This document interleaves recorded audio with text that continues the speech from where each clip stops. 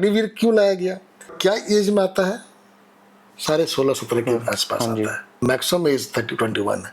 4 साल नौकरी करेगा, उसको एक्स्ट्रा रिजर्वेशन की फैसिलिटी नहीं मिलेगी। नॉर्मल जवान की एक ट्रेनिंग 1 साल की होती है, इनकी रिड्यूस ट्रेनिंग है क्योंकि जॉब पे जाना है। The attitude with the civil administration will have towards him and the state government given the social and financial condition of youngsters nowadays। बहुत ज्यादा चैटर हो रहा है अग्निवीर स्कीम से जो लाए हैं नहीं।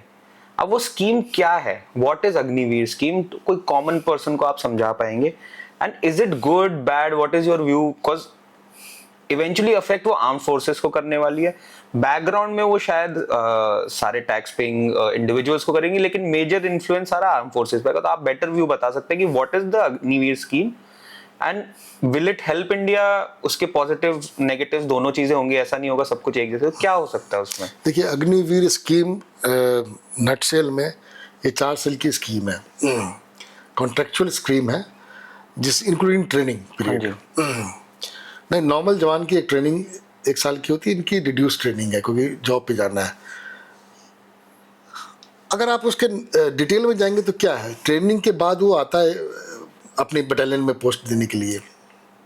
और क्या एज में आता है? सारे 16-17 के आसपास आता है। मैक्सिमम एज 30-21 है। 4 साल नौकरी करेगा और उसकी पैकेज इतना उन्होंने कॉम्पिटिटिव, मतलब इतना लुक्रेटिव रखा है उन्होंने। अगर ध्यान दीजिए, first year package as of now is about CTC 1 साल का है, उसका करीब 4.8 के आसपास, मतलब आसपास आता है। फिर वो अगले साल वो 6 के आसपास आ जाता है। थर्ड ईयर कुछ है, फोर्थ ईयर कुछ है। तो बेसिकली वो जब तक 21 का होगा वो ऑलमोस्ट 10 तक पहुंच चुका होगा। आप वर्स्ट मान लीजिए मिडिल फिगर, वो 22, 23 या 25 का भी निकलेगा। वो ऑलरेडी उसके पास 10-12 लाख होंगे उसके। क्यों? अभी उसने शादी नहीं की है, ठीक है, अभी यंग है।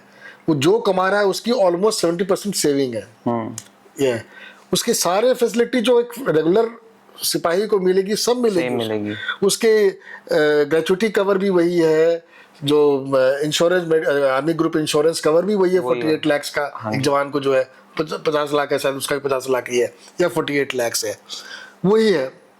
तो डिफरेंस कोई नहीं है। उसके travel insurance, allowances, facilities, medical, canteen सब है उसके पास। अब किसने सोचा कि उसको एक्स रिजर्वेशन की फैसिलिटी नहीं मिलेगी। एक्स रिजर्वेशन फैसिलिटी बनाने के लिए उन्होंने बड़ा सिंपल दिया है कि एक जवान के लिए कम से कम 15 साल नौकरी चाहिए। हाँ जी। और एक ऑफिसर के लिए 20 साल चाहिए। क्योंकि आप ये अच्छा, अग्निवीर क्यों लाया गया?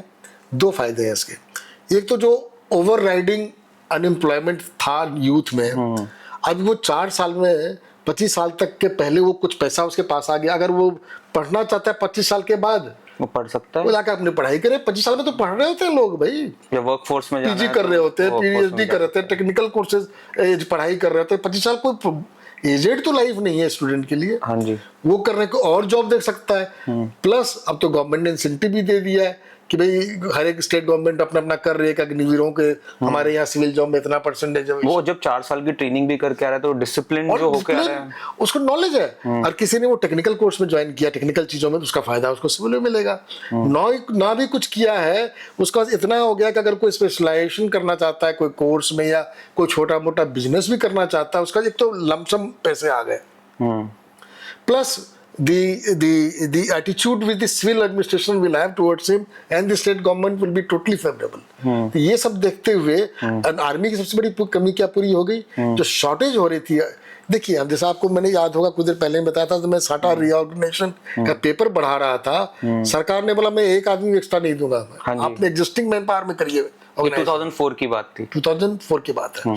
एग्जिस्टिंग में करिए, यानी मान लीजिए रफ, मतलब जस्ट एग्जांपल, अगर 12.4 लाख आर्मी की स्ट्रेंथ है का 12.4 ही रहेगा, मैं एक आदमी में नहीं बढ़ने दूंगा। जितना है उतने में करिए, लेकिन इससे इन्फ्लक्स बहुत ज्यादा आएगा। हाँ, अब देखिए क्या हुआ, शॉर्ट टर्म के लिए आ रहे हैं हमको।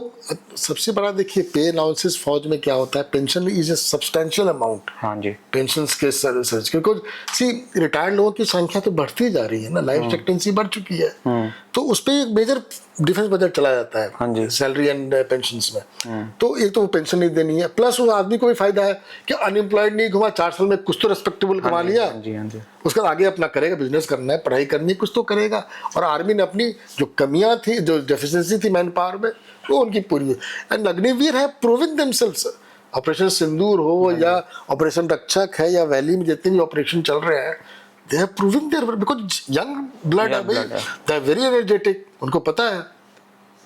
और उनको अब तो ये भी प्रोविजन है कि उसमें से आई थिंक 40% कुछ एब्जॉर्ब भी कर लेंगे। एब्जॉर्ब भी करेंगे, ऐसा नहीं है कि सारे ही चले जाएंगे। The people who are really really good, army अपने आप ले लेंगी, एब्जॉर्ब कर लेंगी, वो एब्जॉर्ब भी करेंगे फिर एब्जॉर्ब कर लेंगे। बिल्कुल। तो in my opinion overall it is a very good scheme given the social and financial condition of youngsters nowadays. It is a very good scheme in my opinion. Okay. It meets both the ends of the youngsters Financial aspect also and the army's end also.